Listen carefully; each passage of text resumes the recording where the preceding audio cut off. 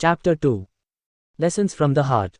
On a spring afternoon several years ago, Evan McKinley was hiking in the woods near Halifax, Nova Scotia, when a pain in his chest stopped him in his tracks. McKinley was a forest ranger in his early 40s, trim and extremely fit, with straw blonde hair and chiseled features. He had had a growing discomfort in his chest for the past few days, but nothing as severe as this. He wasn't sweating or lightheaded, and didn't feel feverish. But each time he took a breath, the pain got worse. McKinley slowly made his way back through the woods to the shed that housed his office. He sat and waited for the pain to pass, but it didn't. As a forest ranger, he was used to muscle aches from scaling a steep rocky trail or jogging with a loaded pack on his back. But this was different, and he decided he should see a doctor immediately. As it happened, Pat Croskery was working in the emergency department that day. He took McKinley's measure, a wiry, muscular man wearing the distinctive bright olive bomber jacket and pants, much like an American park ranger's uniform. McKinley's face was ruddy, as would be expected of someone who spends most of his day working outdoors, and his brow was free of perspiration. Croskery listened intently as McKinley described how his chest pains had increased over the past few days and how they had worsened today. Croskery questioned him further to get a more precise description of his symptoms. McKinley said the pain stayed in the center of his chest but did not move down his arms, into his neck, or through to his back. The pain got no worse if he changed position, and even taking a really deep breath didn't make him feel faint.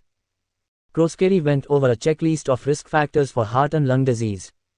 McKinley had never smoked and had no family history of heart attack, stroke, or diabetes. He laughed, as Croskery did, when Croskery used the term sedentary lifestyle. McKinley added that he felt under no particular stress, his family life was fine and he loved his job, and he had never been overweight. Croskery then did a physical examination. First he verified that the vital signs recorded by the triage nurse were correct. McKinley's blood pressure was 110/60, his pulse 60 and regular, as would be expected of an athletic man. Croskery listened with particular care to McKinley's lungs and heart, especially when he took a deep breath, but everything sounded fine. His muscles were well developed, and when Croskery pressed on the junction between McKinley's ribs and breastbone, McKinley felt no pain. There was no swelling or tenderness in his calves or thighs. Finally, the doctor ordered an electrocardiogram, a chest X-ray, and blood work that would include tests for oxygen level and cardiac enzymes that indicate heart damage. As he expected, all of these were normal. "I'm not at all worried about your chest pain," Croskery told McKinley. "You probably overexerted yourself in the field and strained some muscle. My suspicion for this coming from your heart is about zero." Deeply reassured, the forest ranger went home. The next morning, Croskery was off duty, and read part of a novel that he was keen to finish. He is an avid athlete and rode on Canada's 1976 Olympic crew in Montreal. He stays in shape, and that day he had jogged 4 miles around the Halifax harbor. When he arrived in the emergency department in the early evening, he bumped into a colleague. "Very interesting case, that man you saw yesterday," the doctor said. "He came in this morning with an acute myocardial infarction." Croskery was stunned. He reviewed his notes on the emergency room chart. The colleague tried to reassure him. "If I had seen this guy, I wouldn't have gone as far as you did in ordering all those tests." But Croskery found this cold comfort. It was not because he expected to be infallible. Rather, he recognized that he had made a common cognitive error that could have cost the forest ranger his life. "Clearly, I missed it," Croskery told me after recounting McKinley's case. "And why did I miss it? I didn't miss it because of any egregious behavior or negligence. I missed it because my thinking was overinfluenced by how healthy this man looked." Croskery's voice faltered for a moment. Happily, he didn't die. Chest pain is the second most common reason for a patient to visit an emergency room. Abdominal pain is number 1. Each year in the United States and Canada there are more than 6 million evaluations in the ear of patients like McKinley. But despite its frequency, chest pain is one of the most challenging symptoms for the clinician to unravel. In retrospect, Croskery realized that when he saw Evan McKinley, the ranger was in the midst of unstable angina, a crescendo of chest pain, caused by coronary artery disease, that usually prefigures a heart attack. The unstable angina didn't show on the EKG, because 50% of such cases don't, Croskery said in a voice that sounded to me as if he were lecturing himself.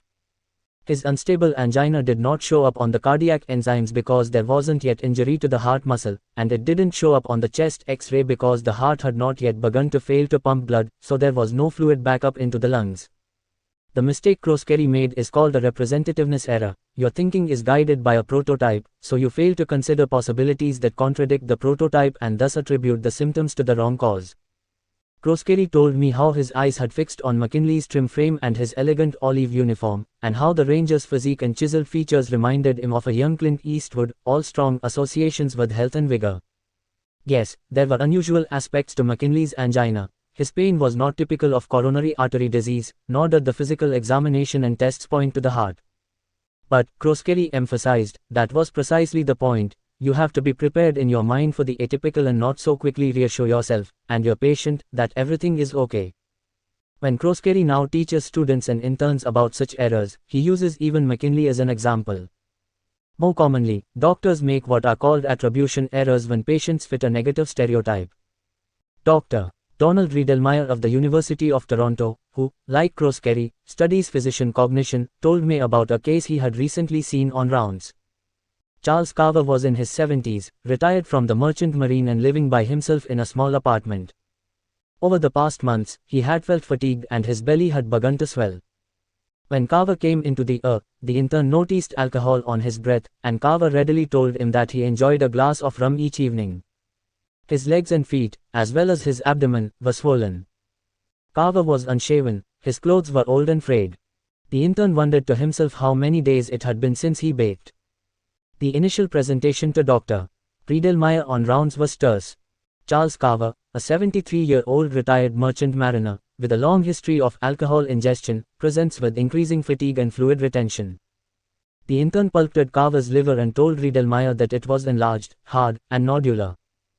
Riedelmeier began to quiz the intern about Carver's problem. It soon became apparent that the trainee had in mind one and only one possible diagnosis: alcoholic cirrhosis. Riedelmeier asked the medical team to offer other explanations for Carver's problems. He could see in their eyes that they felt burdened, that he was wasting precious time on rounds when they could be discussing much more interesting cases than that of an old, foul-smelling, rum-swilling sailor. The intern's plan was to have this bozer sleep it off, give him some mild diuretics, and send him home as quickly as possible, Riedelmeier told me. You are filled with a sense of disgust, Riedelmeier said when we discussed the kinds of feelings that a man like Charles Carver summons in a doctor. That disgust pushes you away from him. Of course, as a doctor, it is your job to diagnose and treat him properly, but, consciously or subconsciously, you want to get the job over with and send such a man on his way. In particular, doctors consider people who seem not to be caring for themselves, alcoholics with cirrhosis, heavy smokers with end-stage emphysema, massively obese people with diabetes, as to some degree less deserving of their time and attention. Or, as in the stereotype of psychiatric patients that cloaked Annie Dodge, people who are not to be believed when they say they are following the doctor's orders. Physicians like to succeed in their treatment, and an essential ingredient for that success is a patient's cooperation. One doctor told me that patients who don't care for themselves made him feel like Sisyphus. Riedelmeier himself is prone to that visceral sense of disgust.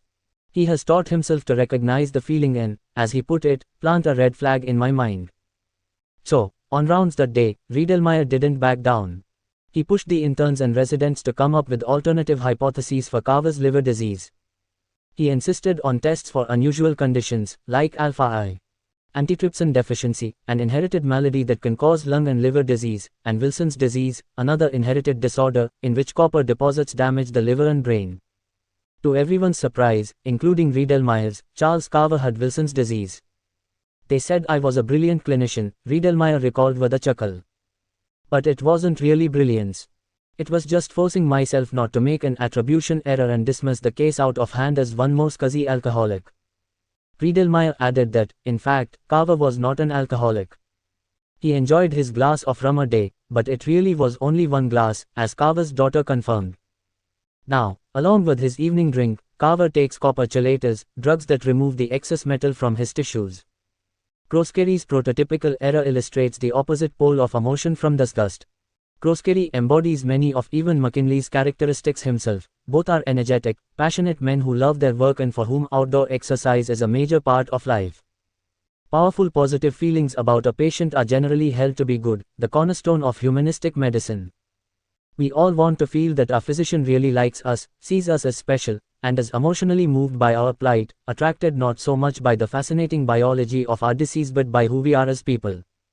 Usually such positive feelings enhance our relationship with our doctor and the quality of care we receive. But not always. Doctors must be wary of going with your gut, when what's in your gut is a strong emotion about a patient, even a positive one. Physicians understandably care deeply about their patients and want a good outcome, which can cause them to underinvestigate problems. Doctors may make decisions that stack the deck so that they draw what seems to be a winning hand for a patient they especially like, admire, or identify with. Groskeri chose to rely on the very first set of data, the normal EKG, chest X-ray, and blood tests, all of which indicated a favorable diagnosis for McKinley. He didn't arrange for follow-up testing. We all tend to prefer what we hope will happen to the less appealing alternatives. This natural tendency is termed affective error. We also lull ourselves into thinking that what we wish for will occur when we get the first inkling, however fragmentary, that our wish may come true. In short, we value too highly information that fulfills our desires. This kind of error can affect even a consummate clinician like Pat Groskeri. The case of Evan McKinley brought me back to my conversation with Dr. Myron Falchuk. After Falchuk told me about Annie Dodge, I asked him if he had misdiagnosed a patient recently. His face fell for a moment. Then he told me about an elderly Jewish man he had seen earlier that year. He was a wonderful, delightful character from the old country, Falchuk said. Joe Stern was in his late 80s but still spry, driving himself around Brookline and taking adult education classes. Stern complained of indigestion, specifically heartburn, for several weeks. Such symptoms are common. A general practitioner or internist usually treats them. But Falchuk knew the Stern family, and so took Joe on as his own patient. Over the course of 4 months, he treated him with antacids and other medications. The treatments gave him only slight relief.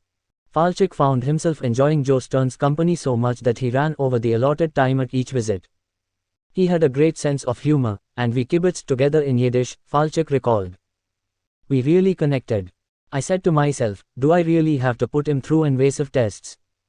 So I just kept adjusting his medications over 4 months. Falchuk paused. Then he came in saying he felt faint and exhausted, and it was clear that something was different. He had become anemic. Falchuk performed an upper endoscopy, the same procedure he had done on Annie Dodge, snaking a fiber optic instrument down Stern's throat and into his esophagus and stomach.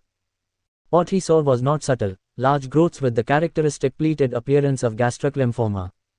A biopsy confirmed the diagnosis. The cancer clearly had been there all the time, and accounted for Stern's persistent indigestion and acid reflux.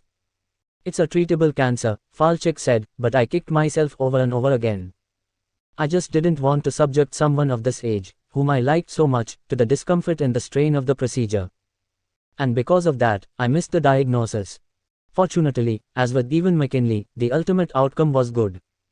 The delay in diagnosis did not harm Joe, he went into remission. After Falchuk finished, I told him of a case of my own from many years ago, the case of Brad Miller. Ever since he was a little boy, Brad Miller loved to run. His mother joked that it didn't matter when or where, even if he didn't have sneakers on. Growing up in Southern California, he would jog 3 miles to school, and on weekends he'd take the bus from Culver City west to the beach and sprint in the warm sand. Brad went east for college.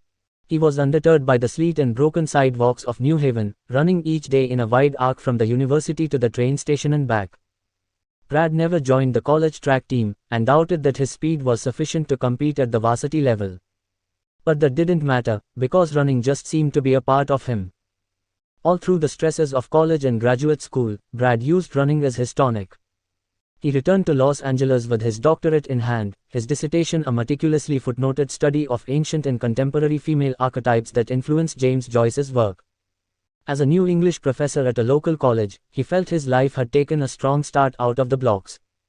You look familiar, Brad said to me the first day I entered his hospital room at the UCLA Medical Center. It was the early winter of 1979, and I was in my fellowship training in hematology and oncology. I studied Brad, but his face did not register. I see you running with 2 or 3 friends around the university, he said. I'm a runner too, or at least was. Nearly every evening, a pack of young doctors ran the hills of Westwood. The incline along Highland Avenue was particularly steep, from the hospital to the apex of the campus. It tested my stamina. I must have been the one gasping for breath, I said. Perhaps that's why I stuck in your mind. Brad's smile was brief. We'll do everything possible to get you back running, I said. The chemotherapy is difficult, I won't minimize that, but it can make all the difference. About 6 weeks earlier, Brad had noted an ache in his left knee. At first he thought it was simply due to his intense training schedule for an upcoming marathon.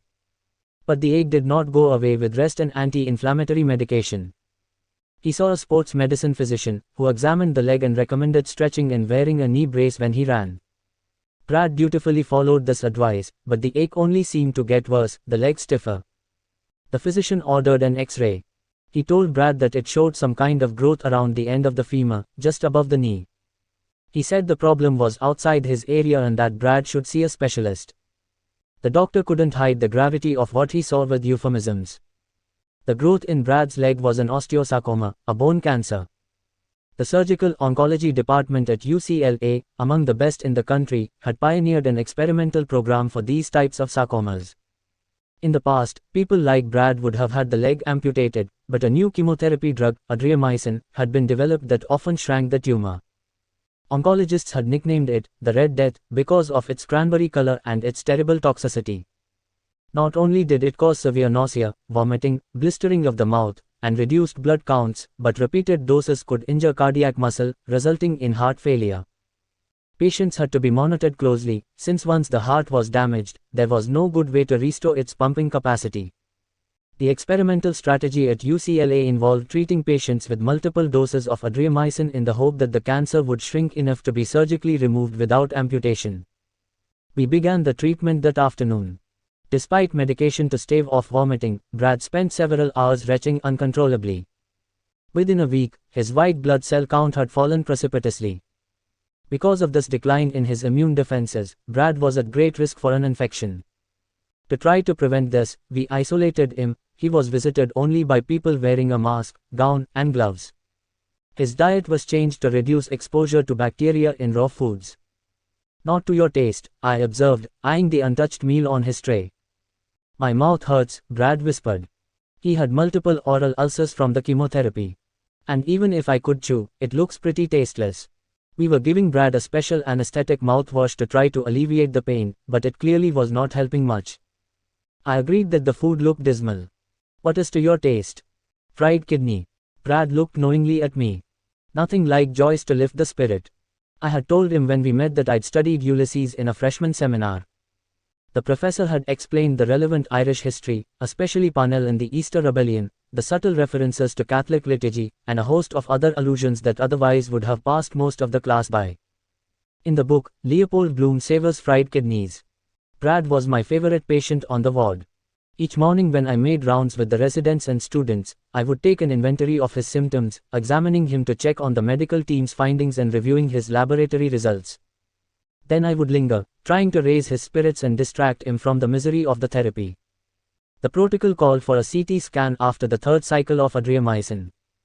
If the cancer had shrunk sufficiently, the surgery would proceed. If it hadn't, or if the cancer had grown despite the chemotherapy, then there was little to be done short of amputation. And even after amputation, patients still live under a cloud, since the cancer can metastasize to the lungs or other organs. 3 cycles of chemotherapy took their toll on Brad. He became listless, difficult to engage in conversation. Then, one morning, he developed a low-grade fever of 100.2 degrees Fahrenheit. The residents told me on morning rounds that they had already gotten blood and urine cultures, and that his physical examination was non-focal, medical jargon meaning that they had found no clear origin for an infection. People undergoing chemotherapy often get low-grade fevers after their white blood cell count falls. If the fever has no identifiable cause, a physician must use his judgment about when to begin a course of antibiotics. So you feel even more wiped out? I asked Brad. He nodded. I reviewed again a list of symptoms that might identify a source of infection. Did he have a headache, difficulty with vision, pressure in his sinuses, a sore throat, problems breathing? He answered no to each. Was he bringing up any sputum? No again. Any pain in his abdomen, diarrhea, burning or urination? None at all. Brad said he was too exhausted to sit up on his own, so a resident took one shoulder and a student another and propped him up in bed. Brad had the body of a long-distance runner, tall and lean. Adriamycin dosages are based on body surface area rather than weight, so with the large surface area of a person of his physique, Brad had been getting high doses. His remaining wisps of black hair were matted with sweat, and he was ashen. I examined his eyes, ears, nose, and throat, and found nothing of note except some small ulcers on his inner cheeks and under his tongue, side effects of his treatment. Brad worked hard to take deep breaths when I examined his lungs. They were clear, and his heart sounds were strong, without a gallop, indicating heart failure. His abdomen was soft, and there was no tenderness over his bladder. Enough for today, I said. Brad looked so peaked that it seemed wise to let him rest. He nodded his thanks. Later that day, I was in the hematology lab, looking at the bone marrow biopsy of a patient with leukemia, when my beeper went off with a stat page. Brad Miller has no blood pressure, the resident reported when I called. His temperature is up to 104, and we're moving him to the ICU. Septic shock. When bacteria spread through the bloodstream, they can shut down the circulation. This can be fatal even in people who are otherwise healthy, but patients with impaired immunity, like Brad, whose white blood cell count has been lowered by chemotherapy, often die. Do we have a source? I asked. He has what looks like an abscess in his left buttock, the resident said. Patients who lack the white cells to fight bacteria are prone to infections at sites that are routinely soiled, like the area between the buttocks. I fell silent as I replayed in my mind the scene on rounds with Brad that morning. The abscess had certainly been there a few hours before. Enough for today, I had said. Not enough at all. I had failed to ask him to roll over so I could examine his buttocks and rectum. We repeated his cultures and began broad-spectrum antibiotics, the resident said. The ICU team will take over. Okay. Good job. As I hung up the phone, I berated myself further. Bad job. Sloppy job. My heart had ached for Brad, and that deep feeling had caused me to break discipline. Normally, I had a system that I followed with every immune-deficient patient every day, beginning at the crown of their head and working down to the tip of their toes, examining every cleft and fold and orifice and organ. I had not wanted to add further to Brad's discomfort. I left the bed sheets on him. That could prove to be a fatal mistake. I attended to the day's remaining tasks and rushed to the ICU as soon as I was free. Brad was on a respirator and opened his eyes wide to signal, hello. In addition to saline, he was receiving presses, drugs that increase the contraction of the heart and tetone of the vessels to try to sustain the blood pressure. His heart was holding up now despite all the adriamycin. His platelet count had fallen, as often happens in septic shock, and he was receiving platelet transfusions. The senior doctor in the ICU had already told Brad's parents how serious his situation was. I saw them sitting in a room next to the ICU, their heads bowed. At first I considered walking by, since they had not seen me, but I forced myself to go in and offer a few words of encouragement. They thanked me for my care of their son. After a restless night, I arrived early the next morning before the residents on the ward to review all the charts of my patients. Rounds lasted an hour longer than usual, as I checked and double-checked every bit of information the team offered. I could see them growing restless, but I needed to reclaim my balance, and this was the only way I knew how. Brad Miller survived. Slowly his white blood cell count increased, and the infection was resolved. After he left the ICU, I told him that I should have examined him more thoroughly that morning, but I did not explain why I failed to. His CT scan showed that the sarcoma had shrunk enough for him to undergo surgery without amputation. But a large portion of his thigh muscle had to be removed along with the tumor. After his surgery, running was too demanding. Occasionally I would see Brad riding his bicycle on campus, and I gave silent thanks each time I did. One of the most celebrated statements in clinical medicine comes from a lecture delivered by Dr. Francis Welt Peabody of Harvard Medical School in 1925, "The secret of the care of the patient is in caring for the patient." This is undoubtedly true, but less obvious than it may seem. Peabody cautioned doctors about the way their training conditions them. Of necessity, we learn to suppress our emotions, to block our natural reactions to many of the awful things we see and the brutal things we must do. Consider what happens in the ER when we try to save the life of a person smashed by a car or burned in a fire. If a doctor thought too much about the person before him, he couldn't insert his gloved hands into a hemorrhaging abdomen or maneuver a breathing tube past charred flesh. Even in less desperate circumstances, giving chemotherapy to a young woman with widespread breast cancer, say, or inserting a dialysis shunt into the arm of a blind diabetic whose kidneys have failed, we have to detach ourselves from anguish that could impede our work. But to become immune to feeling, as Peabody indicated, is to diminish the full role of the physician as a healer and relegate him to a single dimension of his job, that of a tactician. If we feel our emotions deeply, we risk recoiling or breaking down. If we erase our emotions, however, we fail to care for the patient. We face a paradox. Feeling prevents us from being blind to our patient's soul but risks blinding us to what is wrong with him. I asked Drive Karen Delgado about this paradox. Delgado is an acclaimed specialist in endocrinology and metabolism at a large urban teaching hospital who cares for patients with hormonal and metabolic disorders such as diabetes, infertility, and hypothyroidism. To my mind, she is the very model of a doctor, deeply knowledgeable about medical science and compassionate, empathetic, and generous with her patients. When I asked Delgado whether she had ever made an attribution error, she readily recalled a patient from her training in the 1970s. A young man was brought to the emergency ward of the hospital in the wee hours. The police had found him sleeping on the steps of a local art museum. He was unshaven, his clothes were dirty, and he was uncooperative, unwilling to rouse himself and respond with any clarity to the triage nurse's questions. Dr. Delgado was busy that night attending to other patients, so she eyeballed him and decided that he could stay on a gurney in the corridor, another homeless hippie who would be given breakfast in the morning and return to the streets. Some hours later, she felt a nurse tugging at her sleeve. "I really want you to go back and examine that guy," the nurse said. Delgado was reluctant, but she had learned to respect an nurse who felt that something was really wrong with a patient. His blood sugar was sky high, Delgado told me. The young man was on the brink of a diabetic coma. He had fallen asleep near the art museum because he was weak and lethargic and unable to make it back to his apartment. It turned out that he was not a vagrant but a student, and his difficulties giving the police and the triage nurse information reflected the metabolic changes that typify out of control diabetes. "The hardest thing about being a doctor," Delgado said, "is that you learn best from your mistakes made on living people." Chastened by the experience, she conjured up the picture of that young man whenever she was called to the earth to evaluate other disheveled and uncooperative people. But, Delgado continued, that was a single experience corresponding to a single stereotype. "It is impossible to catalogue all of the stereotypes that you carry in your mind," she said, "or to consistently recognize that you are fitting the individual before you into a stereotypical mold. But you don't want to have to make a mistake to learn with each stereotype." Rather, Delgado believes, patients and their families should be aware that a doctor relies on pattern recognition in his work and, understandably, draws on stereotypes to make decisions. With that knowledge, they can help him avoid attribution errors. "Is this really possible?" I asked.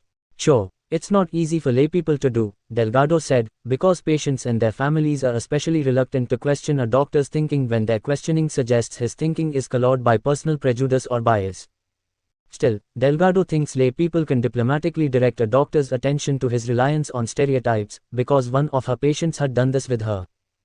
Ellen Barnett had recently sought out Drive Delgado for help with a multitude of vexing symptoms. Many people who see Delgado have symptoms that are difficult to pin down, low energy, for example, or abrupt weight gain, and assume they have a hormonal or metabolic imbalance. Usually they don't. Ellen Barnett had already consulted 5 physicians and felt all 5 had shunned her. "I'm having what I call explosions, feeling hot all over, which make my skin crawl. I mean really crawl, like ants all over, and sometimes they come with terrible headaches," she told Delgado. "Really, it's like a bomb going off in my body. I know I am in menopause, and all 5 doctors told me that that's the cause of my problems. And 2 told me that I'm crazy. And, frankly, I'm a little crazy," Barnett said with a wry smile. "Okay, I know menopausal women have hot flashes. But I think this is something else, that what I'm feeling is more than just menopause." As Delgado listened, she recognized how easy it would be to make an attribution error with a persistently complaining, melodramatic menopausal woman who quite accurately describes herself as kooky. So she stopped herself from casting Ellen Barnett as a stereotype and assumed for a minute that her patient was telling her something important, something meaningful, that these explosions were indeed different from run-of-the-mill menopausal hot flashes and hormonal migraines.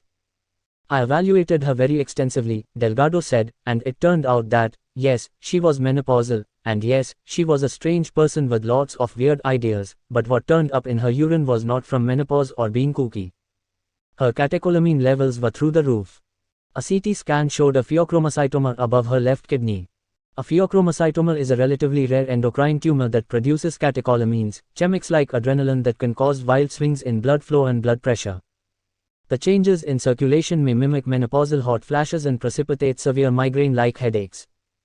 The catecholamines can also cause psychological symptoms such as anxiety, despair, and even aggression. If untreated, the patient may have a stroke or heart or kidney failure. She had surgery and the tumor was removed. Now her hot flashes are much less severe, as are her headaches, at the level you would expect during menopause, Delgado said. But Ellen is still kooky, by her own admission. Delgado believes that patients or family members can adopt Ellen Barnett's approach. With a disarming sense of humor, she communicated that she understood she fit a certain social stereotype, and that stereotype had caused her doctors to fail to fully consider her complaints. I didn't feel like Ellen was being obnoxious or patronizing, Delgado said, and I didn't react and become alienated or annoyed with her. What she said enhanced her credibility and helped me avoid an attribution error. Negative feelings that patients like Ellen Barnett trigger in a physician are usually close to the surface. But positive feelings, like the ones Kroskeri had for Evan McKinley, Falchuk had for Joe Stern, and I had for Brad Miller, are more difficult to recognize as dangerous. Since Delgado is a physician who has genuine affection for many of her patients, I asked whether she had ever fallen into that trap, the trap of affective error. She thought she had. I had an elderly patient with thyroid cancer and considered treating him with radioactive iodine. There are difficult logistics involved with the therapy, and it really can disrupt the person's life. I was just about to refrain from treating this man when he said to me, "Don't save me from an unpleasant test just because we are friends." At best, in severe circumstances, the family or friends of patients who realize that a doctor's affection may stay his hand at times can address this concern by saying, "You should know how deeply we appreciate how much care you show. Please know also that we understand you may need to do things that cause discomfort or pain." Only a layman aware of how such feelings can color a doctor's judgment in subtle but significant ways could make such a remark. In pondering Delgado's vignette, I realized it would have been impossible for Brad Miller to muster the energy to think about our prior interactions and warn me this way when I saw him that morning on rounds. It was my job to be complete in my exam, and my charge to monitor my feelings when they might break my discipline. Patients and their loved ones swim together with physicians in a sea of feelings. Each needs to keep an eye on a neutral shore where flags are planted to warn of perilous emotional currents. Chapter 3. Spinning Plates. Tuber City, Arizona, lies 3,246 miles west of Halifax, Nova Scotia. Halifax was the first British town in Canada, founded in 1749. Most of its 360,000 inhabitants still trace their roots to the British Isles. Tuber City has a population of just 6,000, but it serves as the central town for more than 100,000 members of the Navajo and Hopi nations. Modern glass and steel skyscrapers ring the Halifax harbor, and a sharp northern light reflects off the sea. Tuber City sits on high mesa, the surrounding country highlighted by scrub and the soft pastels of ancient sedimentary rock. Halifax's Dalhousie University Medical School is renowned for its academic departments and cadres of researchers. The hospital in Tuber City is a cluster of low-slung dun-colored buildings housing the Indian Health Service. The nearest MRI scanner is an hour's drive away. Despite these differences in geography, size, resources, and culture, an emergency room physician in Tuber City, like Dr. Harrison Alter, has to recognize the same clinical patterns and avoid the same cognitive errors as a counterpart in Halifax like Pat Kroskeri. Alter, who is 43, did not initially see himself as a physician. He studied comparative literature at Brown and only 4 years later attended medical school at the University of California at Berkeley. Following his residency at Highland Hospital in Auckland, he went to the University of Washington in Seattle as a Robert Wood Johnson Scholar to study medical decision-making. After 2 years on the faculty at UW, he wanted to work with dedicated doctors in an underserved community, so he moved with his wife and 3 young children to a small yellow stucco house in Tuber City. One day in April 2003, while Alter was working in the emergency department, an ambulance brought in a 10-year-old boy named Nathan Talamqua from the local Hopi school. The fourth graders had just ended recess and were lining up to return to class when another student jumped on his back, expecting a piggyback ride. Nathan was a hefty boy, 4 feet 8 inches tall and 140 pounds, and reveled in rough and tumble play. But this time he screamed in pain and fell to the ground. Nathan came in on a backboard in full spinal immobilization, Alter recalled, describing how a patient is kept in a fixed supine position to prevent any stress on potentially injured nerves. He was terrified, sobbing and moaning. Alter quickly took the history and asked Nathan several key questions. He said that he could move his arms and legs, that there was no tingling or electric shocks going down his spine or into his buttocks, only that he had this terrible pain in the middle of his back. Alter concluded that it was safe to move the child off the backboard onto a bed. When Alter examined him and pressed on the lower thoracic spine, Nathan cried out. I sent him off for x-rays, and, sure enough, right at the tender spot he had a wedge compression fracture of the 10th thoracic vertebra. This was a 10-year-old boy with the kind of fracture that I am accustomed to seeing in an 80-year-old woman. And I thought to myself, this just isn't supposed to happen. Alter told me that with each patient he recites the ABCs he learned during his training. In fact, the alphabet of emergency care includes D and A as well. A stands for airway, meaning that the mouth, throat, trachea, and bronchi are all open. B is breathing, that the patient's lungs are able to get enough oxygen and pass it into the bloodstream. C is circulation, that the heart is pumping, the blood pressure is adequate for the blood to reach vital organs like the liver, kidneys, and brain. D stands for disability, a reminder to check neurological function, not only muscle strength and reflexes but also mental responses. And finally, A is for exposure, not to neglect any part of the body just because you are focusing on a problem in one area. In Nathan's case, he concluded, each letter was satisfactory. Alter ordered tests, including a complete blood count, calcium level, and bone enzymes. All were normal. He then went further and got a CT scan, which was transmitted digitally to a bone radiologist at the University of Arizona. Shortly, a report came back to the emergency department, normal, except for a compression fracture at the 10th thoracic vertebra. Alter still was uneasy. He put Nathan in an ambulance and transported him for an MRI scan to Flagstaff, an hour and a half away. Later that day, Alter learned that an MRI confirmed what the CT scan showed, the single collapsed vertebra and no other abnormalities. Alter called a local pediatrician. The specialist reassured him that nothing serious was going on, nothing to be concerned about. We just see this sometimes, the pediatrician assured him. I had to accept the data, Alter said, but still was worried. He made sure the pediatrician saw Nathan a few days later. At that appointment, Nathan was feeling better, with only minor discomfort in his back. The pediatrician told the family not to worry, it was just a freakish playground accident. In Seattle, Alter had been trained in Bayesian analysis, a mathematical approach to making decisions in the face of uncertainty. When he sees a patient, he calculates a numerical probability for each possible diagnosis. In Nathan's case, he was at a loss to assign such a probability. There simply was no database to refer to for a compression fracture of the 10th thoracic vertebra in an overweight but otherwise healthy 10-year-old Hopi boy. So Alter tried to approach the problem not by sophisticated mathematics but by common sense.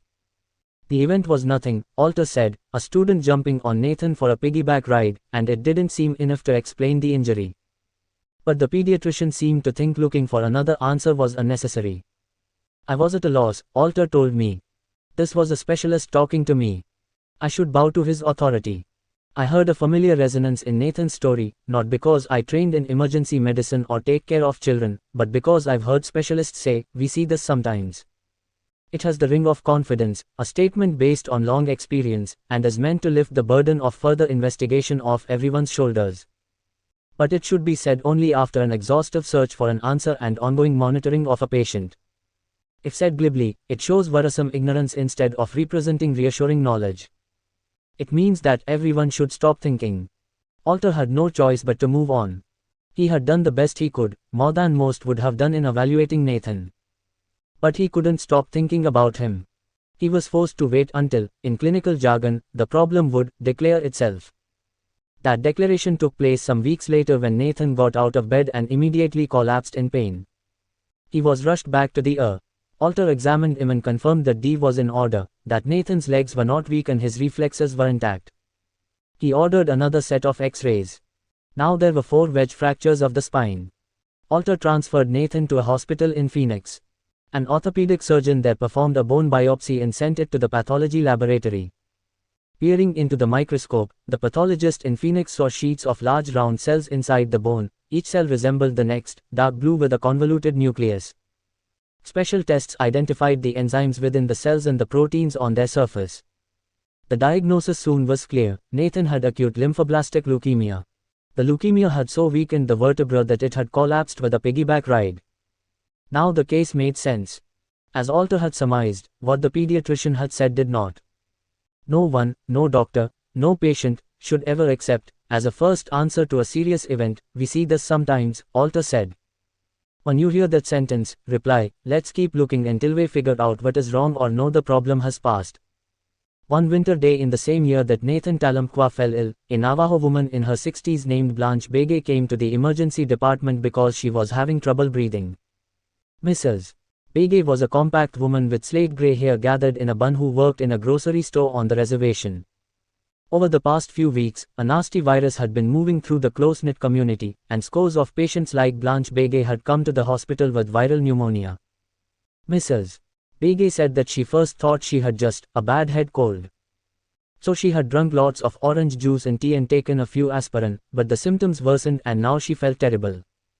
Alter noted that she was running a low-grade fever, 100.2 degrees Fahrenheit, and her respiratory rate was almost twice normal. He examined her lungs and heard the air rapidly moving in and out, but none of the harsh sounds, called ronchi, that are caused by accumulated mucus. Alter obtained blood tests.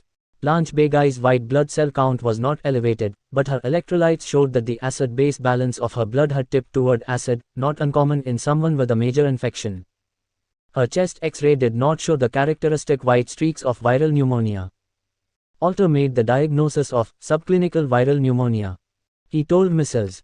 Begay that she was in the early stages of the infection, subclinical, so that the footprints of the microbe were not yet evident on her chest X-ray. Like many other patients with pneumonia whom he had seen recently, she should be admitted to the hospital and given intravenous fluids and medicine to keep her fever down. At her age, he said, viral pneumonia can tax the heart and sometimes cause it to fail, so it was prudent to keep her under observation. Alter handed off the case to an internist on the staff and began evaluating another patient, a middle-aged Navajo man who also had fever and shortness of breath. A few minutes later, the internist approached Alter and took him aside. That's not a case of viral pneumonia, he said. She has aspirin toxicity. Even years later in retelling the story, Alter groaned. Aspirin poisoning, bread and butter toxicology, he said, something that was drilled into me throughout my training. She was an absolutely classic case, the rapid breathing, the shift in her blood electrolytes, and I missed it. I got cavalier. As there are classic clinical maladies, there are classic cognitive errors. Alter's misdiagnosis resulted from such an error, the use of a heuristic called availability. Amos Tversky and Daniel Kahneman, psychologists from the Hebrew University in Jerusalem, explored this shortcut in a seminal paper more than 2 decades ago. Kahneman won the Nobel Prize in Economics in 2002 for work illuminating the way certain patterns of thinking cause irrational decisions in the marketplace. Tversky certainly would have shared the prize had he not died an untimely death in 1996. Availability means the tendency to judge the likelihood of an event by the ease with which relevant examples come to mind. Alter's diagnosis of subclinical pneumonia was readily available to him because he had seen numerous cases of the infection over recent weeks. As in any environment, there is an ecology in medical clinics. For example, large numbers of patients who abuse alcohol populate inner city hospitals like Cook County in Chicago, Highland in Auckland, or Bellevue in Manhattan. Over the course of a week, an intern in one of these hospitals may evaluate 10 trembling alcoholics, all of whom have DTs, delirium tremens, a violent shaking due to withdrawal. He will tend to judge it as highly likely that the 11th jittery alcoholic has DTs because it readily comes to mind, although there is a long list of diagnostic possibilities for uncontrolled shaking. DTs is the most available hypothesis based on his most recent experience. He is familiar with DTs, and that familiarity points his thinking that way. Alter experienced what might be called distorted pattern recognition, caused by the background ecology of Begay's case. Instead of integrating all the key information, he cherry-picked only a few features of her illness, her fever, her rapid breathing, and the shift in the acid-base balance in her blood. He rationalized the contradictory data. The absence of any streaking on the chest X-ray, the normal white blood cell count, is simply reflecting the earliest stage of an infection. In fact, these discrepancies should have signaled to him that his hypothesis was wrong. Such cognitive cherry-picking is termed confirmation bias. This fallacy, confirming what you expect to find by selectively accepting or ignoring information, follows what Tversky and Kahneman referred to as anchoring. Anchoring is a shortcut in thinking where a person doesn't consider multiple possibilities but quickly and firmly latches onto a single one, so that he has thrown his anchor down just where he needs to be.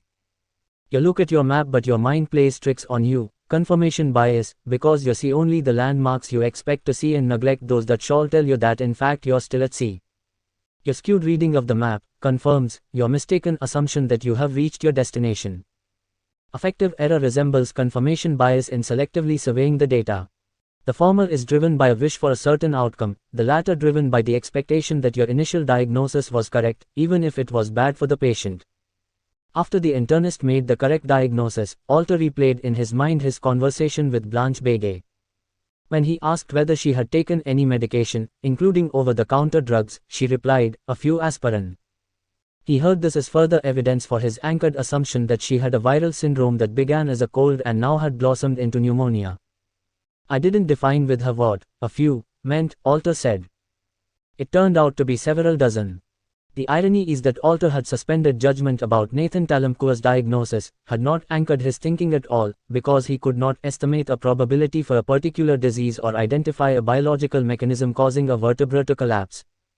This had held him back from accepting the pediatrician's glib assurance. Yet he jumped to a conclusion with Blanche Begay, assigning a probability of 100% to her case. I learned from this to always hold back, to make sure that even when I think I have the answer, to generate a short list of alternatives. That simple strategy is one of the strongest safeguards against cognitive errors. Imagine that you are an emergency physician like Harrison Alter or Pat Croskery. In most instances, you don't know the patients you see. So you have to rely on a snapshot view of their illness, unlike an internist in his office, who is familiar with his patients and their families, knows their character and their behavior, and can observe the evolution of a clinical problem over time. Imagine that it is a typically busy evening, and the triage nurse has assigned 3 patients to you over a half-hour period. Each patient has a host of complaints. Pat Croskery told me that at moments like this he feels as if he is plate spinning on sticks, like a circus performer using sticks to spin plates without letting them slow down or fall. Actually, it's harder than spinning plates, because plate spinning requires a single rotary motion and all the plates are of similar size and weight. Each patient, of course, is different, and for each you may have to go through different motions quickly to reach a working diagnosis, treat any urgent problems, and then decide on the safest disposition, admission to the hospital, transfer to another institution, or discharge to home. Now consider what you must do to meet these goals of diagnosis, treatment, and disposition. First, you have to figure out the main reason each patient has come for emergency care. While that may seem straightforward, it is not. Patients may give a triage nurse or a doctor a reason that is tangential to the real, more serious underlying problem, or they may offer the symptoms that bother them most but may be unrelated to their underlying disease. All doctors work under time constraints, and this is especially true in the emergency department. So, as we saw with Alter, the questions you choose to ask and how you ask them will shape the patient's answers and guide your thinking. You may go off on a tangent if you try to elicit a history too quickly, but you will neglect your other tasks if you take too long to hear what is wrong. I recall an elderly man who arrived at the ER complaining of pain in his ankle after tripping on the street. All he wanted was to be reassured it wasn't broken and be given a painkiller. Everyone focused on his ankle. No one thought about why he might have tripped. Only much later we learned that he'd fallen because he was weak from an undiagnosed anemia. The cause of his anemia turned out to be colon cancer. To compound matters, patients may not remember key aspects of their past medical history, and without a hospital chart or office record, you lack any independent source to help fill in the gaps. This is especially true with regard to medications. I take a blue pill and a pink pill for my heart, a dizzy patient may say, but he doesn't recall the names and doses of the pills, and you are at a loss to assess whether his nausea and dizziness are related to his therapy. After you determine your patient's primary complaint, you must then decide what blood tests and X-rays to order, if any. Harrison Alter returned to Auckland's Highland Hospital after 3 years in Tuber City. He told me that he emphasizes to his interns and residents in the emergency department there that they should not order a test unless they know how the test performs in a patient with the condition they assume he has. That way, they can properly weigh the result in their assessment. This is not as easy as it may sound. Take, for example, Pat Croskery's encounter with Evan McKinley, the forest ranger whose chest pain was not typical of angina. As Croskery's colleague pointed out, he went the extra mile in ordering tests on McKinley, not only an EKG and a chest X-ray but also a test for cardiac enzymes. For each, Croskery had to judge whether the result was normal, abnormal, or spurious. Laboratory, X-ray, and EKG technicians make mistakes. I recall when I incorrectly placed the EKG leads on a patient's chest and, not realizing my mistake, concluded he had a serious problem with the electrical conduction pathways of his heart. He had no such thing. The EKG was an artifact generated by my mistake. Other errors can be more subtle, like taking a chest X-ray when the patient has not held his breath. This can cause white streaking in the lower lungs, a sign of pneumonia. For each patient, you are making scores of decisions about his symptoms, physical findings, blood tests, EKG, and X-rays. Now, multiply all of those decisions you made for each patient by 3 assigned in 30 minutes by the triage nurse, the total can reach several hundred. The circus performer spins only a handful of plates. A more accurate analogy might be to stacks of plates, one on top of another, and another, all of different shapes and weights. Add to these factors the ecology of an emergency department, the number of people tugging at your sleeve, interrupting and distracting you with requests and demands as you spin your plates. And don't forget you are in an era of managed care, with limited money, so you have to set priorities and allocate resources parsimoniously. It costs less if you can take several plates off their sticks, meaning if you limit sting and rapidly send the patient home. Perhaps you breathe a sigh of relief when the triage nurse sends you a patient you have seen before. People who repeatedly visit the emergency department are called frequent flyers. Instead of a single page of a new patient sheet, the frequent flyer has a hefty chart with ample past history and testing that would seem to simplify things. Except, of course, when it complicates them. Maxine Carlson was a single woman in her early 30s working as an office secretary in Halifax. 2 years earlier, she had developed sharp pains in her right lower abdomen. She told her primary care physician that it was different from the pain she had as a child with appendicitis or the postoperative pain of the appendectomy. The doctor examined her but found nothing of concern. Over the next few months, on some days Maxine Carlson was constipated and on other days her bowel movements came with great urgency. Her doctor suggested she eat a more balanced diet, including fiber every day, but this had little effect on the pains. Maxine finally was referred to a gastroenterologist. At first the specialist wondered whether she might have an inflammatory bowel disease, like ulcerative colitis or Crohn's. But the doctor didn't find anything abnormal after an extensive evaluation that included numerous blood tests, X-rays, and both upper and lower endoscopy, which visualized her esophagus, stomach, duodenum, and colon. The gastroenterologist confirmed that she had irritable bowel syndrome and emphasized the importance of a high-fiber diet. A psychiatrist also evaluated her and prescribed anti-anxiety medications to relieve the stress that can exacerbate irritable bowel syndrome. A year after the onset of the sharp pains in her right abdomen, Maxine Carlson felt discomfort in her pelvis. At first her primary care physician said it was just her irritable bowel disease, but Maxine insisted it was different, a squeezing, persistent ache rather than the familiar sharp, fleeting pains. She was referred to a gynecologist, who performed an internal examination and then ordered an ultrasound of her uterus and ovaries. He, too, found nothing abnormal. Maxine's pelvic aches waxed and waned and then eventually disappeared. Then, 2 weeks before she came to the emergency department, the regular pains in her right abdomen became more intense.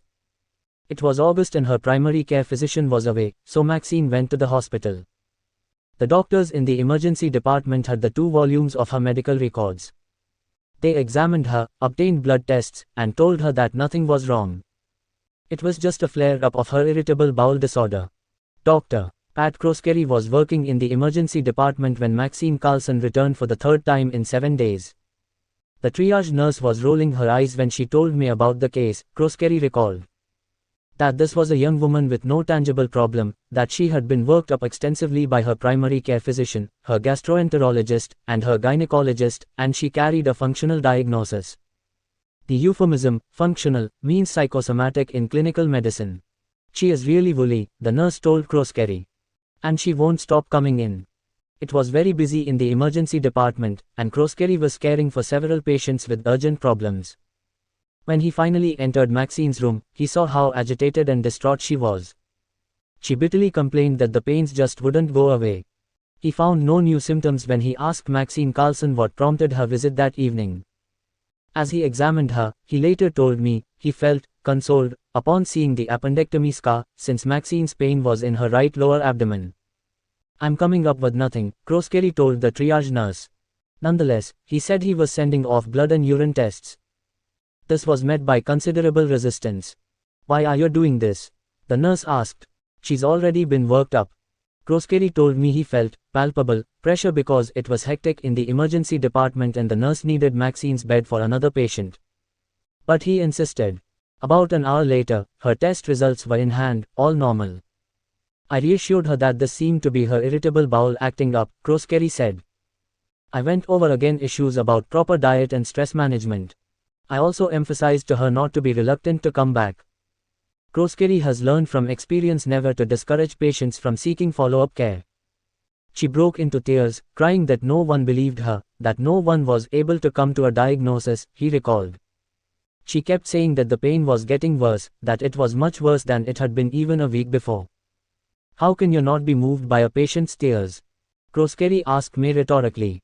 Still, he sent Maxine home. A short time later, she was rushed by ambulance back to the ER.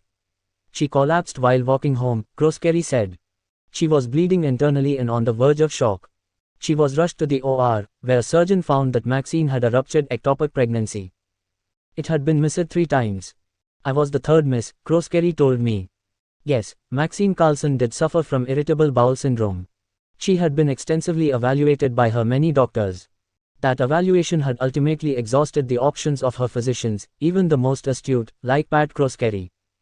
"During my training, we used a euphemism, worked up the gazoo, to refer to a patient who had been examined by every conceivable specialist, had had every imaginable blood test, X-ray, and procedure, and there seemed to be nothing left to do for them." In Halifax parlance, Maxine Carlson had been worked up the yin-yang, and then was out. The physician tells himself that he can't throw any light on the dark place where a diagnosis might be hiding, Kroskeri said. "You go through a checklist of all the avenues that have been explored, and it seems that each was a dead end, and you have no new direction to go in." Kroskeri refers to the failure to think of a new direction, because you assume all have been explored, is the yin-yang out mistake. The ecology of an emergency department includes not only patients, their families, and, of course, nurses, but also other doctors. At Highland Hospital not long ago, Alter was the attending physician when a resident in training evaluated a man in his 30s complaining of a sore throat. "It's an open and shut case of strep," the resident told Alter, an uncomplicated patient. Alter had the sense that the resident wanted to move quickly to his next patient. Alter asked for details. "He has an exudative pharyngitis, pus near the tonsils, and painful lymph nodes," the resident said. Alter insisted that he wanted to meet the man himself. The resident sighed in frustration. Alter peered into the patient's throat and saw no signs of pus. He ran his fingers along the sides of the man's neck and felt small, soft lymph nodes that were not tender. Alter pressed more firmly on them. Still no reaction from the patient. The resident had already given him a large dose of an antibiotic and a prescription for more. Alter led the resident into the corridor and told him that it didn't at all look like strep, that it was most certainly a virus causing the sore throat, and that prescribing antibiotics unnecessarily could have serious consequences.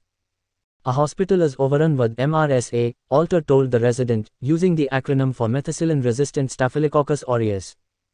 This type of staph infection has become the bane of modern medicine. It is the direct result of promiscuous prescribing of penicillin, and extremely difficult to eradicate. I questioned the resident's automaticity," Alter said, "how he just wanted to dispose of the case, and the easiest way was to label it strep, give a slug of antibiotic, and be done with it." A short time later, another man came in with a sore throat. "Go to room 23 and start with the patient," Alter instructed the resident. After Alter had sutured the arm of a man with a knife wound, he made his way back to room 23. "He's fine," the resident said curtly. "Another one of your favorite viruses." Alter didn't just sign off on the resident's assessment. As he interviewed the patient, he saw that he was restless, moving around on the examining table, unable to find a comfortable position to rest his head. When Alter peered into his mouth, he saw nothing abnormal. The man was breathing easily, and there was no stridor, no harsh sounds suggesting an obstruction in the upper airway. But Alter was concerned about the patient's restlessness and his fever of 101 degrees Fahrenheit. He lingered a while, thinking. Like I said, it's a viral pharyngitis, and at Highland Hospital we don't give these people antibiotics, the resident said with dripping sarcasm. Alter ignored the baiting tone. He again moved his fingers down the sides of the man's neck, marching meticulously, this time pressing inch by inch. When he was about halfway down, the man winced in pain. I want a CT scan of his neck, Alter told the resident. For a long moment the junior doctor said nothing, but then he left and ordered the scan. The call later from the radiologist did not surprise Alter. The man had an abscess in his neck. This is the kind of infection that can kill you, Alter said. If it's not treated quickly with intravenous antibiotics, it can block the upper airway and you'll suffocate. There were 16 attending physicians and 40 residents working in the Highland Hospital emergency department at the time. Most of them were dedicated, serious, honest, and emotionally balanced.